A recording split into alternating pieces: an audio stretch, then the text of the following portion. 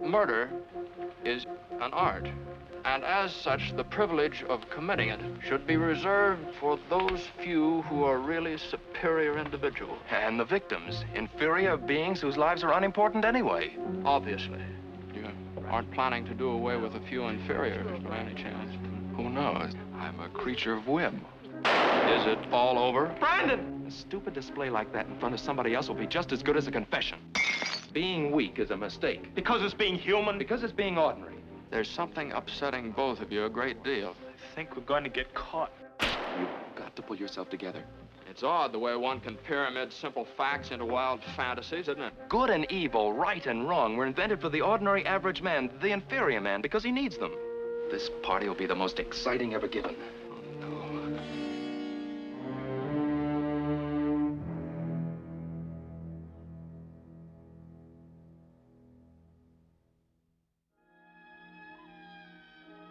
I showed him something that I'd written one day, and Hitchcock just said, would you like to work on the next screenplay I'm going to do?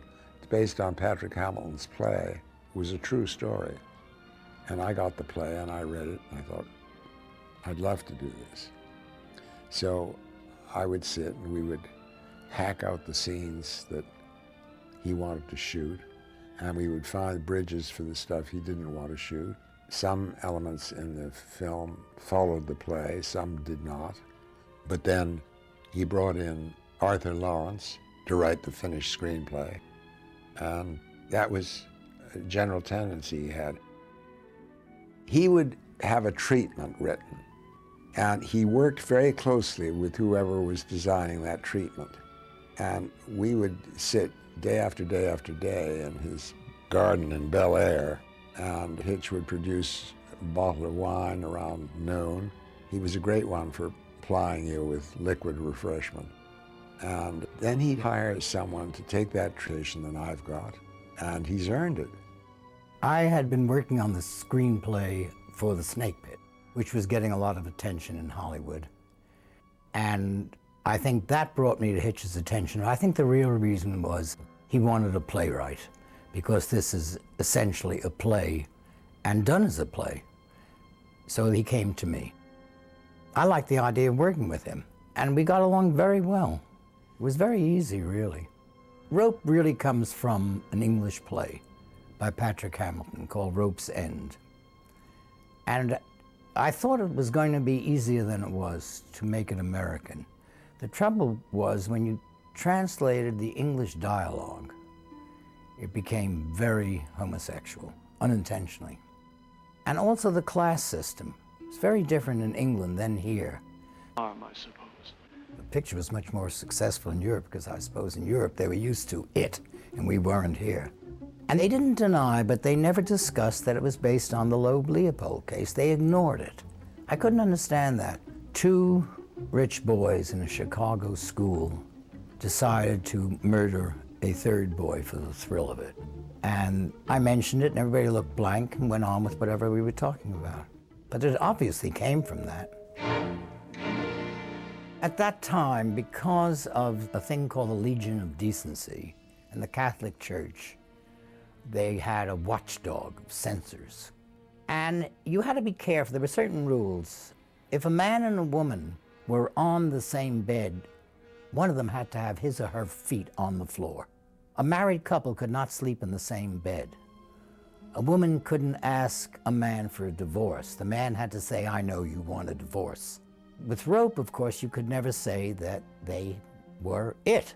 So there was no mention of it in the picture at all. Friend of Hitch's and an admirer of Hitch's. And when I finished the screenplay, he said, now, my boy, you have to make every sentence a gem. I said, I'm going to New York. You can make it a gem. Because I had been in Hollywood a little too long to suit me. So I went back to New York. When I came back, he had taken some of the dialogue from the original play and put it back in this. And it was full of my dear boy. Well, every my dear boy was marked in big blue pencil. Homosexual, out, out, out. So it had to be cleaned up from all those English remarks, which had nothing to do with anything, really. It was hard on the actors. He was famous for calling actors, I don't know, sheep or something. And I remember he had a press conference on the set of Rope. And he was a star, which most directors weren't. He was the star of his pictures. So the press from all over the world was there, and he was expounding on how much he rehearsed. And Jimmy Stewart said, the only damn thing that's been rehearsed around here is the camera, which was true. He had a curious way of directing. He would say, smile, and then you had to stop smiling.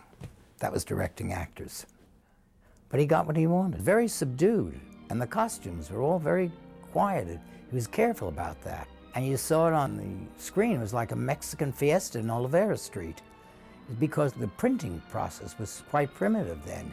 And that was the first time I ever saw him get really angry. And they had to reshoot and reprint. It was awful. The crews loved him because he knew everything technically. Years and years and years before, when he was very young, he worked in Munich, in Ufa, you know, the German studios, and he was a set designer then, and you know, he did all kinds of jobs. So he knew what lenses should be on the camera and where everything should be and the lights and everything. And the crews loved him because he knew. And not many directors did, may I say, not many at all. Hitchcock is in every one of his pictures. Very important cameo because everybody's looking for him.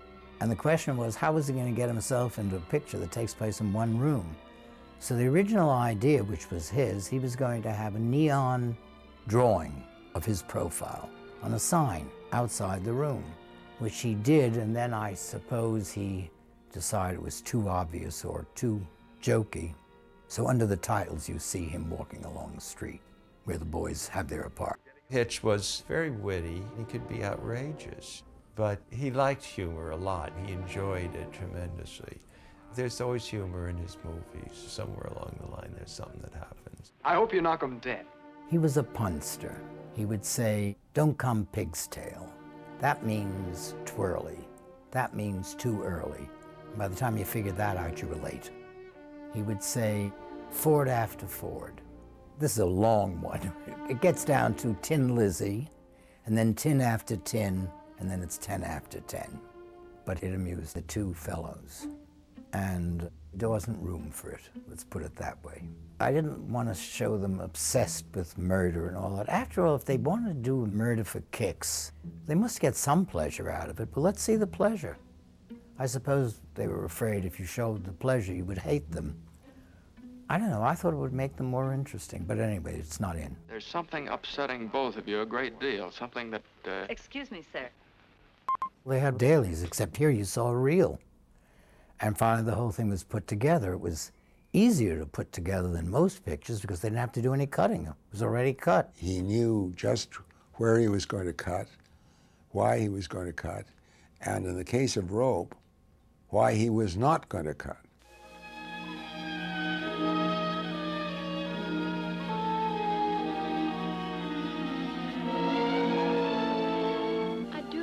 I just think we ought to wait till after you graduate. I don't. It's only a month. Janet, a month. Please. It's all right. I personally consider us engaged as of now. Congratulations. David, no. Look, you can say yes in a taxi. I have a 2:30 appointment I'm and you're... staying right here. Oh, afraid you'll say yes?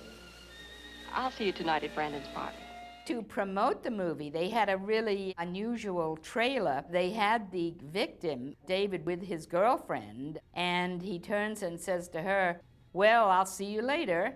And then a voice comes over and says, but he never did see her later, and she never saw him. So it was a good trailer.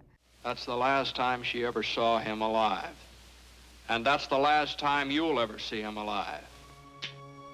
My feeling is it simply didn't make much of a stir one way or the other, that homosexuality even existed.